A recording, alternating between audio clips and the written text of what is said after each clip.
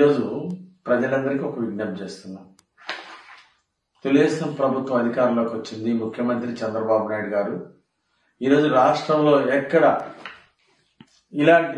కూడా శాంతి భద్రతలకి విఘాతం కలగకూడదు, సమర్థవంతంగా శాంతి భద్రతలు ఇవ్వాలనేది ఈరోజు తెలుగుదేశం ప్రభుత్వం యొక్క లక్ష్యం. ఈరోజు వినుకొండలో తొలి ఏకాదశి పండగ రోజు ఒక దారుణమైనటువంటి హత్య జరగటం చాలా చాలా బాధాకరం. దీనికి కారణం ఈరోజు హత్య చేసినటువంటి జిలాని, అలాగే చనిపోయినటువంటి వ్యక్తి ఇద్దరు వైఎస్ఆర్ పార్టీలో తిరిగినటువంటి వాళ్ళు, వైఎస్ఆర్ పార్టీ గ్యాంగ్ లో తిరిగినటువంటి వాళ్ళు, అలాగే వైఎస్ఆర్ పార్టీ లీడర్లతో తిరిగినటువంటి వాళ్ళు. హత్య చేసిన ఆయన, అలాగే హత్య గావించబడ్డ ఆయన ఇద్దరు వైఎస్ఆర్ పార్టీలో తిరిగినటువంటి వాళ్ళు. వాళ్ళిద్దరి మధ్య వ్యక్తిగతంగా గొడవలు ఉన్నాయని చెప్పేసి గతంలో జిలానీ మీద అటెంప్ట్ మర్డర్ కేసు నమోదైంది. వీళ్ళిద్దరి మధ్య కేసులు నమోదైంది.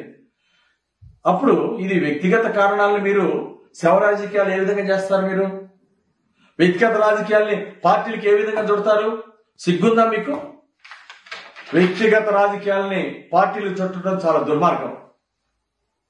ప్రజల అమాయకులు అనుకోవద్దు.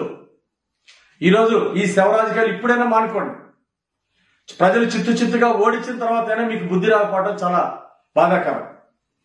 గతంలో బాబాయ్ హత్యని మీరు ఎట్లయితే దుష్ప్రచారం చేశారో, ఈరోజు మీ పార్టీ కార్యకర్తలు హత్య చేసినా అది తెలుగుదేశం పార్టీ మీద బురద జల్లటం, శవ రాజకీయాలు చేయటం, ఇది ఎంతవరకు సమంజసం అని అడుగుతున్నా నేను.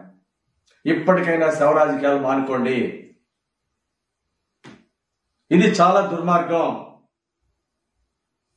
సిగ్గుపడాలి. ఇలాంటి శవ రాజకీయాలు చేయడానికి చాలా సిగ్గుపడాలా. ఏది ఏమైనా సరే ఇలాంటి హత్య జరగడం చాలా బాధాకరం. దీన్ని కఠినంగా వ్యవహరిస్తుంది తెలుగుదేశం ప్రభుత్వం.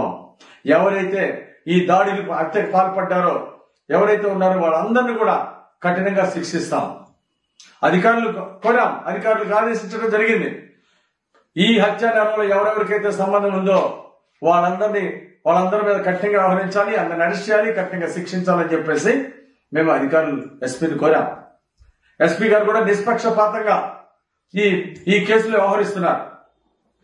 పాత గొడవలు ఓ పార్టీలో వైఎస్ఆర్ పార్టీలో ఇద్దరు పనిచేసినటువంటి వాళ్ళు, అలాంటిది తెలుగుదేశం పార్టీకి చుడతారా? శవ రాజకీయాలు చేస్తారా? ఇది చాలా సిగ్గుసేటు.